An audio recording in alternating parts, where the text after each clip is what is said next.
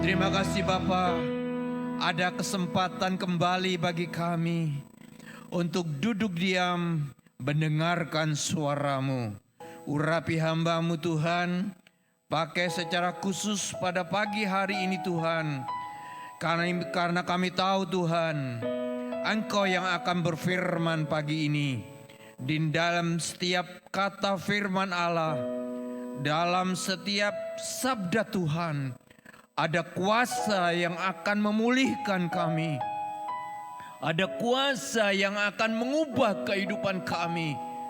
Memberikan kepada kami sukacita baru. Memberikan kepada kami kebahagiaan baru. Memberikan kepada kami harapan baru. Bapa, berkati jemaat-Mu, anak-anak-Mu yang sudah setia untuk hadir dalam bait-Mu. Kami akan pulang dengan berkat Allah yang besar. Karena kami tahu Tuhan, Engkau menyediakan berkat yang tidak pernah terlihat oleh mata, tidak pernah terdengar oleh telinga, bahkan tidak pernah ada di dalam hati kami. Berkat yang besar dan luar biasa. Terima kasih banyak Bapa. Kami siap untuk mendengar firman Allah pada pagi hari ini. Demi nama Tuhan Yesus Kristus, kami alaskan segala doa kami. Sama-sama kita katakan, amin. Tuhan Yesus memberkati. Silakan duduk sidang jemaat. Shalom, selamat pagi.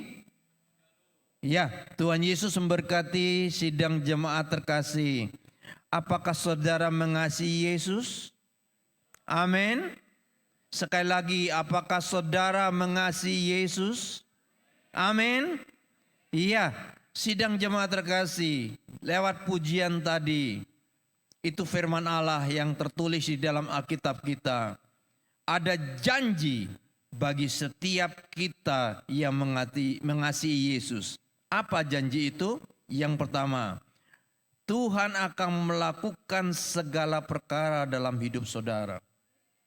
Ya, bahkan apa yang tidak pernah kita lihat, tidak pernah kita dengar, tidak pernah ada di dalam hati kita, Tuhan sediakan bagi saudara.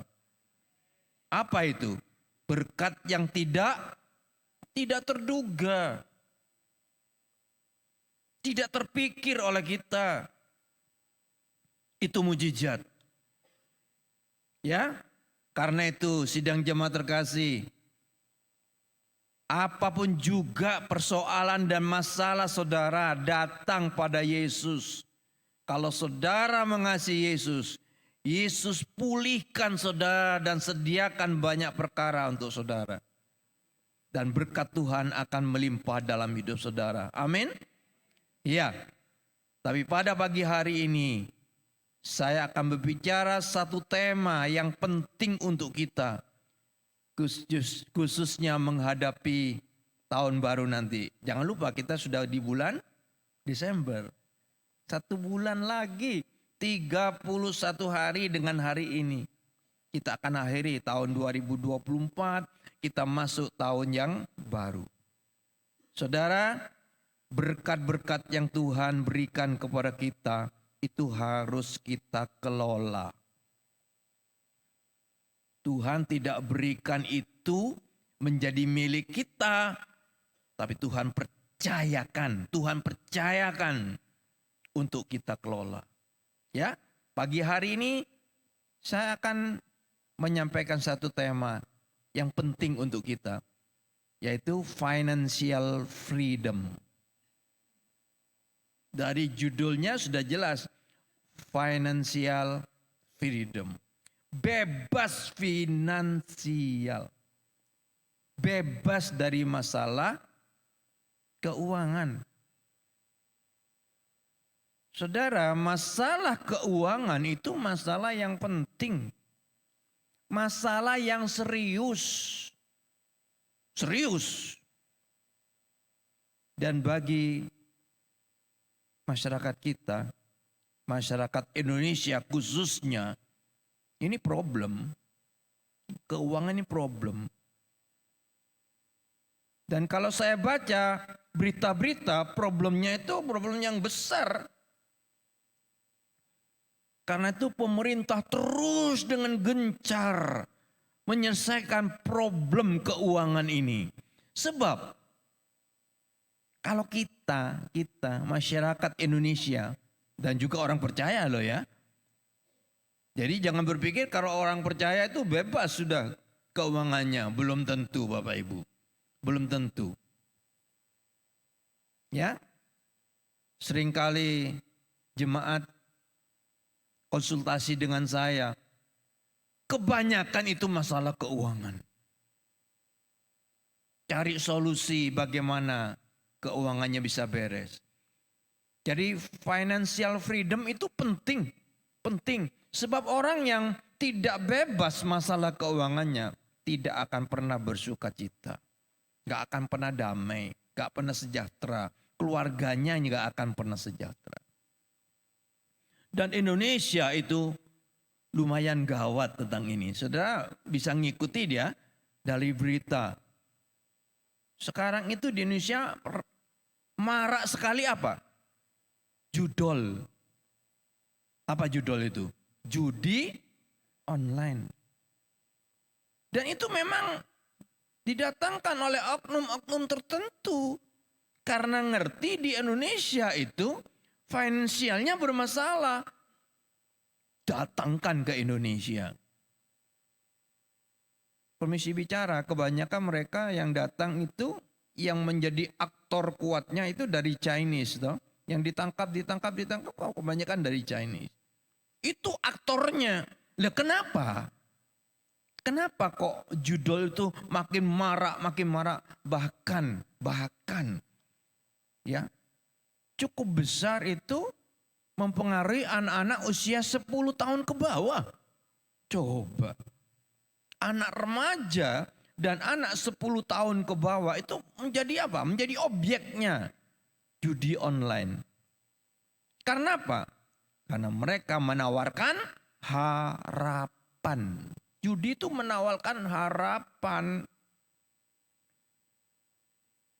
Tapi itu pekerjaan iblis. Dengan sedikit modal, harapannya dapat besar, namanya judi. Loh, kenapa? Kok masyarakat Indonesia itu marak sekali? Ya, dan cukup besar loh persentasenya mereka yang terlibat dalam judol. Kenapa? Karena mereka punya masalah keuangan. Jadi finansial mereka belum freedom. Satu. Ada lagi? Ada. Apa? Pinjol. Ya toh? Yang all itu sekarang gawat. Judol. Pinjol. Aduh. Yang namanya pinjol itu Bapak Ibu jemaat juga banyak yang terlibat di dalamnya. Ada seorang pekerja masih muda, seorang gadis masih muda bekerja mati-matian untuk orang tuanya. Ternyata suatu saat dia harus nanggung hutangnya mamanya. Mamanya hutang di online. Pinjol. Dikejar-kejar sama DC, debt collector. Anaknya ya seperti sapi perah. Nutupi hutangnya mamanya. Kenapa? Pinjaman online. Saudara, semua itu terjadi karena financial tidak freedom. Pagi ini kita akan belajar kembali kepada firman Allah. Karena firman Allah itu kunci jawaban dari semua masalah kita. Ada di dalam firman. Sebenarnya Yesus sudah ingatkan kita dalam perjanjian baru. Yesus sudah ingatkan kepada kita. Kalau kita ingin bebas dari masalah keuangan. Ada beberapa hal yang perlu kita perhatikan. Ya. Jadi bukan kaya atau bukan miskin sederhana bukan. Bukan berarti orang miskin masalah keuangan. Belum tentu. Orang sederhana bebas dari masalah keuangan banyak. Hidupnya sejahtera, damai. Orang kaya yang terlibat dalam keuangan juga banyak. Makin kaya makin susah. Karena apa? Financial tidak freedom. Kenapa? Kenapa? Silakan Bapak Ibu baca. Karena tidak bijak mengelola berkat Allah. Berkat Tuhan yang Tuhan percayakan kepada saudara itu bukan milik saudara. Tapi itu untuk dikelola. Nah, kalau kita tidak bijak mengelola berkat Allah ini, maka finansial kita tidak freedom. Ya? Oke, supaya tidak terlalu panjang, kita akan langsung masuk kepada 2 poin penting. Bagaimana supaya kita bisa bebas? Masalah keuangan bisa bebas. Kita back to Bible. Yang pertama, firman Allah mengatakan apa? Alkitab mengatakan apa? Kalau kita ingin bebas dari masalah keuangan, kita harus bijak mengelola berkat Tuhan. Orang yang bijak mengelola berkat Tuhan itu, yang pertama, dia adalah seorang wise worker. Jadilah wise worker. Wise itu bijaksana, worker itu pekerja. Jadilah pekerja yang bijak. Firman Allah mengatakan jadilah pekerja yang bijak. Kalau engkau pekerja yang bijak, engkau akan bebas masalah keuangan. Ayo kita baca ayatnya. Matius pasal 25. Ini terkenal ayat ini. Saudara pasti sudah tahu ceritanya. Karena itu saya tidak bacakan semua, saya loncat-loncat aja. Saya ambil yang penting. Matius pasal 25. Kita baca ayat 14 sampai ayat 18 dulu ya. 14 sampai 18. Ayo kita baca. Jangan ada yang kelewat Bapak Ibu. Baca firman Allah itu harus teliti. Teliti. Supaya tidak kelewat. Supaya tidak salah persepsi. Dan juga tidak salah menerjemahkan. Ya, pada waktu saya kuliah teologi, itu dosen saya pesan wanti-wanti, hei hamba-hamba Tuhan, jangan sampai salah menerjemahkan. Karena itu engkau harus punya banyak handbook. Ya, saya itu kalau ingin bahasa Inggris, Yunani, Indonesia, ada Alkitab. Alkitab yang ditulis oleh Hasan Sadikin. Nah, di Alkitab itu ada bahasa Indonesianya, ada paling belakangnya bahasa Inggris, King James Version, terus tengahnya itu bahasa Yunani. Supaya tahu kata itu dari mana. Ya. Kalau saya ingin menerjemahkan suatu perikop. Perikop itu harus diterjemahkan untuk masa kini, untuk masa di Timur Tengah dulu, itu pakai buku namanya Thomson Bible. Itu handbooknya itu. Jangan sampai salah, sebab kalau guru itu salah mengajar murid, katanya dosen saya, berdosa. Guru salah ngajar murid itu berdosa. Sebab murid itu begitu percaya sama gurunya. Betul itu, betul. Pengalaman. Saya punya anak dulu waktu SMP, gurunya tuh salah ngajarin anak saya. 1 kilo itu kan 2 pon. Pound itu bahasa Inggris LB ya, LB itu pound. Ya, 1 kilo itu 2 pound. Tapi gurunya anak saya itu salah ngajarin 1 pound 2 kilo. Kan kebalik toh. Saya ngomong sama anak saya itu namanya Sony. Son, salah gurumu. Gak bisa, ibu guru pasti bener. Jadi anak saya itu lebih percaya sama gurunya daripada kepada saya. Padahal saya ini gurunya dia. Karena saya kan ngajar di Universitas Widya Mandala, fakultas salah satunya keguruan dan ilmu pendidikan. Jadi mahasiswa saya itu nanti kalau lulus jadi guru. Tapi tahu anak saya nggak percaya sama saya. Tapi percaya sama gurunya. Makanya kalau guru itu salah ngajarin muridnya, berdosa dia. Hamba Tuhan salah ngajari jemaat, salah menerjemahkan, berdosa. Karena itu ayo kita lihat ya, supaya kita tidak salah menerjemahkan. Oke, ayat 14. Matius 25 ayat 14.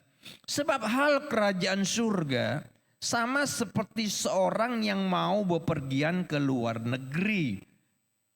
Ia memanggil hamba-hambanya dan mempercayakan hartanya kepada mereka. Jelas loh ya, mempercayakan hartanya kepada mereka. Yang seorang diberinya 5 talenta, yang seorang lagi 2, dan yang seorang lain lagi 1 talenta. Masing-masing menurut kesanggupannya, lalu ia berangkat. Talenta itu mata uang. Ya. Terjemahan bebasnya talent, kemampuan, kecakapan. Tapi jelas loh ya, Matius 25 itu berbicara tentang mata uang. Jadi sebenarnya bukan kemampuan, bukan kecakapan, tapi ini berkat. Talenta itu berkat yang Tuhan itu percayakan kepada hamba-hambanya. Kamu 5, kamu 2, kamu 1. Ini berkat. Berkat Tuhan yang dipercayakan kepada saudara. Itu talenta. 16. Segera pergilah hamba yang menerima 5 talenta itu. Ia apa? Menjalankan. Di blok merah tuh. Menjalankan uang itu. Lalu beroleh 5 talenta. Beroleh laba 5 talenta. Itu maksud tuannya. Dijalankan. 17. Hamba yang menerima 2 talenta itu pun berbuat demikian. Dan berlaba 2 talenta. Sama. Tetapi yang 1 ayat 18. Tetapi hamba yang menerima 1 talenta itu pergi menggali lubang di dalam tanah. Lalu menyembunyikan uang tuannya. Menyembunyikan itu menyimpan. Uang tuannya disimpan. Dan dikatakan dari ayat tadi, disimpan di mana? Di dalam tanah. Orang Timur Tengah itu menyimpan hartanya itu antara lain di dalam tanah. Dikubur di dalam tanah. Suatu saat pada waktu perlu, ya mereka gali. Ada yang nyimpan di bawah kasur. Itu kebiasaan mereka. Ada yang nyimpan di dalam gantang. Gantang itu tempatnya beras. Jadi mereka itu punya koin-koin emas, mereka simpan di berasnya. Mereka punya koin-koin emas disimpan di bawah kasur. Ini caranya mereka. Dan hamba yang terima 1 talenta tadi menyimpannya di dalam tanah. Ya, itu ceritanya. Menyembunyikan itu artinya menyimpan. Diamankan harta itu. Yuk kita lanjut ayat 20 dan 21. Ya, tuannya balik. Setelah sekian lama tuannya kembali. Dan minta pertanggungan jawab. Presiden minta pertanggung jawab kepada para menteri. Menteri-menterinya datang satu persatu menghadap kepada presiden laporan. Ya, ayat 20. Hamba yang menerima 5 talenta itu datang. Ia membawa laba 5 talenta. Katanya, Tuan, 5 talenta Tuhan percayakan kepadaku. Lihat, aku telah beroleh laba 5 talenta. 21. Maka kata tuannya itu kepadanya, baik sekali perbuatanmu itu, hai hambaku yang baik dan setia. Engkau telah setia dalam perkara kecil. Aku akan memberikan kepadamu tanggung jawab dalam perkara yang besar. Masuklah dan turutlah dalam kebahagiaan Tuhanmu. Dipuji. Yang 5 talenta dipuji. Yang 2 talenta juga dipuji. Karena memperoleh laba. Masuk dalam kebahagiaan Tuhanmu. Ayo berbahagia bersama aku. Tapi bagaimana yang 1 talenta? Yang dapat 1 talenta tadi kan menyimpan uang itu toh. Nah pada waktu tuannya datang, dia Datang laporan kepada tuannya, ini tuan, satu talenta yang Tuhan percayakan kepadaku, aku kembalikan. Aman, aman. Aku lindungi dengan segala kekuatanku. Aku jaga, tidak ada pencuri yang ngambil. Dan aku tidak ngambil loh ya uang ini, aku tidak korupsi. Jadi sidang jemaat terkasih, kalau kita melihat ya, hamba yang menerima 1 talenta itu tidak berbuat jahat, tidak korupsi, tidak ngambil barangnya tuannya. Malah dia menjaga. Sehingga 1 talenta itu tidak hilang, tidak diambil pencuri, dijaga. Dengan segala kekuatannya dia jaga. Kurang apa sebenarnya? Iya toh? Tapi apa kata tuannya? Ayat 26. Maka jawab tuannya itu, hai kamu hamba yang jahat dan malas. Kamu sudah tahu bahwa aku menuai dari tempat di mana aku tidak menabur. Dan memungut dari tempat di mana aku tidak menanam. Karena itu, sudahlah seharusnya uangku itu kau berikan kepada orang yang menjalankan uang, supaya sekembaliku aku menerimanya serta dengan bunganya. Jangan lupa ada ayat ini, sidang jemaat terkasih. Jadi hamba yang menerima 1 talenta itu dimarahi oleh tuannya bukan karena dia korupsi, bukan karena dia berbuat jahat. Tapi karena dia tidak berpikir bagaimana caranya mengembangkan 1 talenta itu. Kan hamba ini menyimpan, menjaga supaya tidak hilang. Cuma itu. Tapi tuannya mengatakan, sudah seharusnya uangku ini kau berikan kepada orang yang menjalankan uang. Seharusnya kau bisa berpikir bagaimana mempercayakan uang ini kepada orang lain supaya uang itu jalan dan mendapat laba. Sehingga pada waktu aku kembali, aku terima kembali 1 talenta beserta bunganya. Jelas ya? Sidang jemaat terkasih, itulah berkat yang Tuhan percayakan kepada saudara. Bukan untuk disimpan, bukan untuk ditimbun, bukan untuk memperkaya diri, bukan. Tapi untuk dikembangkan, untuk dilipat gandakan, untuk diusahakan. Sebab itu ambillah talenta itu daripadanya, berikanlah kepada orang yang mempunyai 10 talenta itu. Akhirnya tuannya mengatakan, ambil.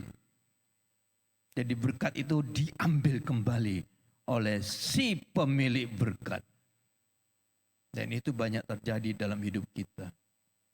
Karena kita merasa bahwa talenta itu milik kita. Aku simpan. Aku kaya. Aku simpan. Tuhan ambil. Kenapa? Karena tidak dikembangkan. Sidang jemaat terkasih, firman Tuhan ini perlu untuk kita renungkan. Next. Jelas ya? Jadi pekerja yang bijak itu apa? Pekerja yang bijak itu apa? Harus mengembangkan, harus melipat gandakan, mengusahakan berkat-berkat yang Tuhan percayakan kepada kita. Harus kita kelola, tidak disimpan. Pekerja yang bijak itu produktif, menghasilkan. Dari berkat yang Tuhan terima, menghasilkan. Bukan konsumtif, bukan untuk diri sendiri saja, tapi menghasilkan. Ya, pesan mimbar untuk saudara. Next. Sidang jemaat terkasih, berkat Tuhan itu ibarat bahan mentah yang masih perlu diolah. Ini istilah yang indah toh. Ingat-ingat ya. Kalau saudara terima berkat Tuhan, itu bahan mentah. Harus diolah, dikembangkan, dilipat gandakan menjadi lebih banyak. Bukan untuk kita simpan. Tapi harus kita kembangkan. Ya, itu yang perlu kita renungkan. Next. Ada lagi, berkat Tuhan itu ibarat benih yang harus ditabur. Kadang-kadang kita lupa ini, ibarat benih yang harus ditabur. Jadi kita harus menabur. Pekerja yang bijak itu tidak hanya mengembangkan, tidak hanya melipat gandakan, tapi menabur. Mengerti situasinya, mengerti kapan Tuhan suruh kita tabur. Kenapa? Kenapa kita harus menabur? Ayo kita lihat 2 Korintus 9 ayat 6. 2 Korintus 9 ayat 6. Saya bacakan, camkanlah ini. Orang yang menabur sedikit akan menuai sedikit juga. Orang yang menabur banyak akan menuai banyak juga. Orang yang tidak menabur, ya tidak menuai. Dari mana dia akan menuai? Dia nggak nabur. Bekerja yang bijak itu harus kembangkan berkat Tuhan yang dipercayakan kepadanya. Salah satu mengembangkan itu memultiplikasi, melipat gandakan ialah menabur. Dan kalau sudah baca ayat yang ke-10 itu jelas loh ya, ayat ke-10. Ayo, 2 Korintus 9 ayat 10. Allah menyediakan benih bagi penabur dan roti untuk dimakan. Ia juga yang akan menyediakan benih bagi kamu, melipat gandakannya dan menumbuhkan buah-buah kebenarannya. Artinya apa ini? Jemaat terkasih, apa artinya?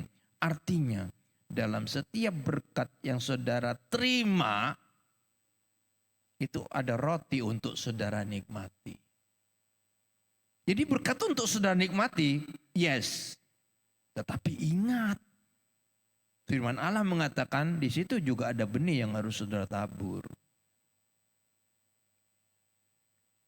Jadi dalam setiap berkat yang kita terima, ada roti untuk kita nikmati. Ada berkat di situ untuk saudara nikmati. Tapi jangan lupa di situ ada hak orang miskin, ada hak para janda, ada hak yatim piatu, ada hak orang-orang yang perlu saudara bantu. Pada saat saudara tabur, saudara akan menuai. Enggak ada orang menabur satu menuai satu. Benar? Kalau saudara nabur jagung satu biji, tumbuhnya satu pohon jagung toh. Nah, satu pohon jagung itu berapa bonggol jagung di situ? Berlipat ganda pasti. Itulah cara pekerja yang bijak itu mengembangkan berkat Tuhan. Sekali lagi, Tuhan tidak suka kalau berkat yang Tuhan percayakan kepada kita itu disimpan. Tapi harus dikembangkan dan ditabur. Ada bagian memang untuk kita makan. Jelas loh, roti untuk dimakan. Tapi ada bagian untuk ditabur. Kalau saudara ingin bebas keuangan, financial freedom, jadi pekerja yang baik. Pekerja yang baik itu melipat gandakan, mengembangkan, mengusahakan. Pekerja yang baik itu menabur. Jangan lupa menabur. Oke, yang kedua, pesan firman Allah untuk saudara. Kalau saudara ingin bebas keuangan, kelola berkat Tuhan. Mengelola berkat Tuhan itu menjadi pekerja yang bijak. Satu. Yang kedua, menjadi pembelanja yang bijak. A wise spender. Pembelanja yang bijak. Alkitab tulis itu. Yesus ngajarkan itu, bahkan Yesus ngasih teladan kepada kita. Jadi pada saat saudara pergi ke mall belanja, ingat firman Allah mengatakan jadilah pembelanja yang bijak. Saudara ngajak keluarga, oh senang-senang di mall, oke. Saudara nikmati, oke. Saudara makan, oke. Pada waktu saudara belanja, ingat belanja yang bijak. Kita lihat ya, apa yang Yesus ajarkan kepada para murid. Ya, seringkali ini gak terbaca dengan jelas. Kisah tentang mujizat 5 roti 2 ikan memberi makan 5.000 orang lebih. Oke, ayo kita lihat Yohanes pasal yang ke-6. Gak usah dibaca semua, langsung ayat yang terakhir, ayat yang ke-12. Setelah Yesus melakukan mujizat, orang banyak mau makan sampai kenyang, mereka bersuka cita karena Tuhan sudah memberikan mereka makan kenyang. Ada satu ayat yang harus kita ingat. Yohanes 6 ayat 12.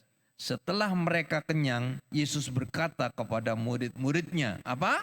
Kumpulkanlah potongan-potongan yang lebih, supaya tidak ada yang terbuang. Jangan lupa, Yesus memberi teladan kepada kita.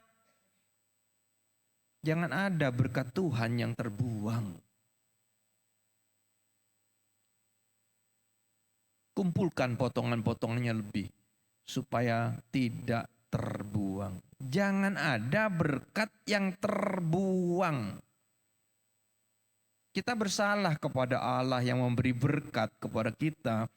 Kalau berkat yang Tuhan berikan kepada kita itu terbuang. Karena itu pembelanja yang bijak itu tidak menghambur-hamburkan. Next. Ya.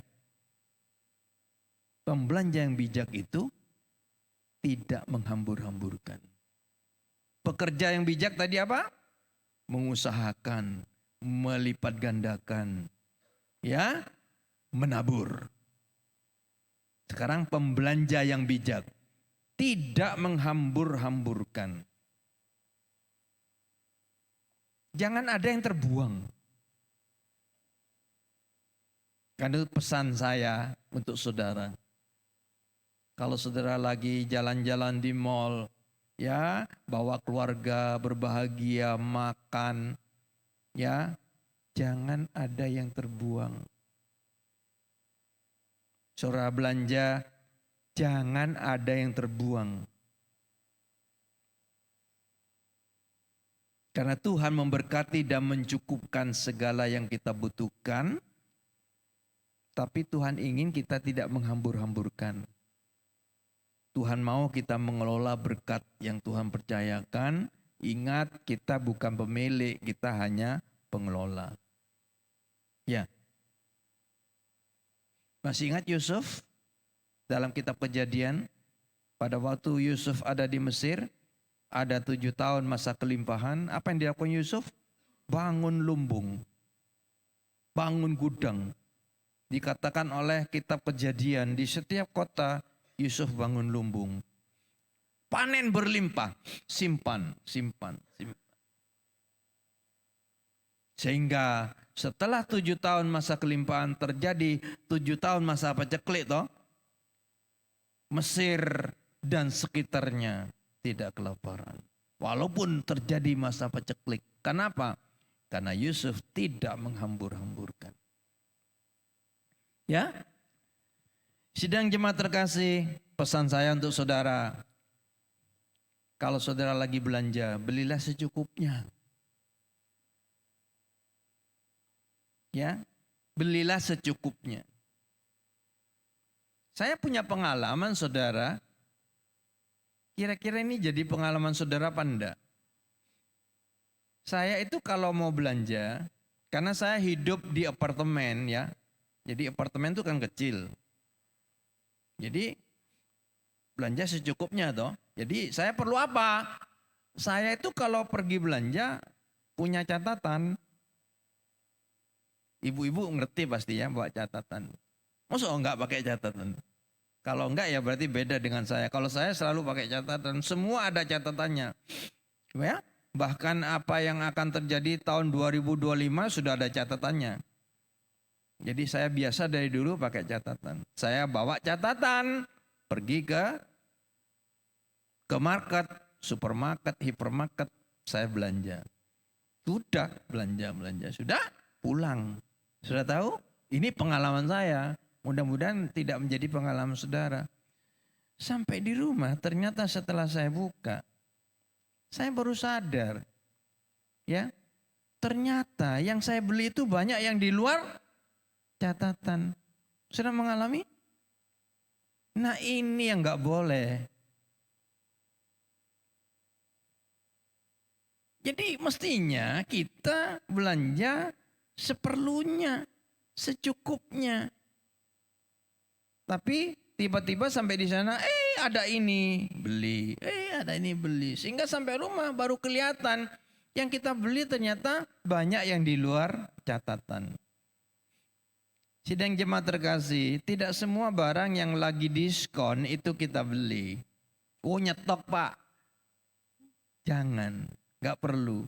Ini bulan Desember, bulan Christmas sale. Ya, 50%, up to 70%. Wah, kesempatan belanja. Saudara butuh apa tidak? Kalau tidak butuh, stop. Pembelanja yang baik itu tidak menghambur-hamburkan. Kalau saudara bisa stop, tidak menghambur-hamburkan, saudara akan freedom. Finansial, keuangan bebas. Ya, seringkali keuangan itu bermasalah karena kita nggak bisa menahan diri. Apalagi barang yang untuk dimakan ya, dikonsumsi. Lihat kadaluarsanya. Seringkali kita belanja, kita stok di rumah, akhirnya kita buang karena kadaluarsa. Nggak sempat dimakan sudah expire date, dibuang. Tuhan gak suka kita menghambur-hamburkan. Tuhan mengatakan apa? Kumpulkan potongan-potongan yang lebih supaya tidak terbuang. Ya, belilah apa yang menjadi kebutuhan kita. Pergunakan uang kita itu untuk kebutuhan, bukan untuk gaya hidup. Ya, saudara punya banyak tapi tidak kepakai, untuk apa? Ya. Apalagi pembelanja yang bijak itu paham arti cukup. Paham arti cukup. Jadi kalau sudah cukup, stop. Cukup. 1 Timotius 6 ayat 8, ayat terakhir. 1 Timotius 6 ayat 8. Asal ada makanan dan pakaian, cukuplah. Ini firman Allah. Jadi jangan berlebih-lebih. Sidang jemaat terkasih, banyak masalah dalam kehidupan kita. Banyak masalah dalam masyarakat kita.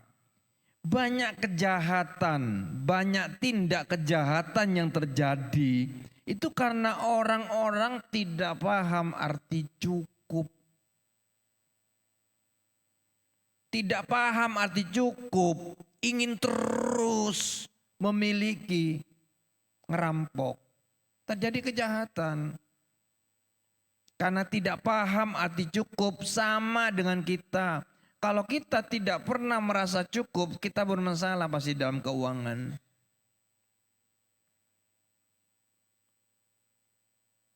Ya, financial freedom yang kedua, jadilah wise spender. Pembelanja yang bijak. Pembelanja yang bijak itu tidak menghambur-hamburkan. Yang kedua, paham arti cukup. Ini firman Tuhan pada pagi hari ini. Kalau kita ingin bebas keuangan, ayo kelola berkat Tuhan dengan baik. Yang pertama, jadilah pekerja yang bijak. Melipat gandakan, mengusahakan. Jangan lupa menabur. Itu perintah Tuhan. Dalam setiap berkat yang kita terima, kita harus ngomong, oh ini ada berkat untuk aku nikmati. Tapi ini ada benih untuk aku tabur. Jangan lupa ada benih untuk saudara tabur. Saudara lihat situasi, lihat kondisi, saudara bisa tabur. Karena dengan menabur, terjadilah multiplikasi dalam hidup saudara. Saudara akan berkelimpahan. Yang kedua, jadilah pembelanja yang bijak. Jangan menghambur-hamburkan. Dan paham arti cukup. Tuhan Yesus memberkati sidang jemaat terkasih. Ya, mari. Tuhan Yesus memberkati. Aku ada